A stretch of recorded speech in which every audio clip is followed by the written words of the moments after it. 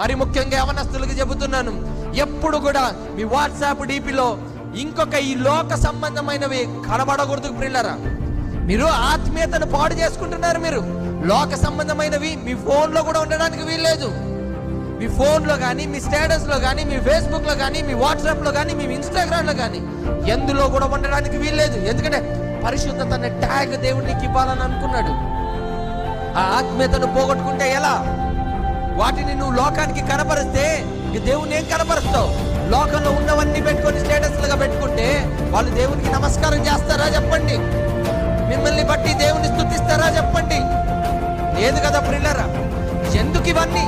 ఒక క్రైస్తవుడుగా నువ్వు కనపరచాల్సింది ఏంటి? ఒక క్రైస్తవుడుగా నువ్వు ఉండాల్సిన విధానం ఏంటి?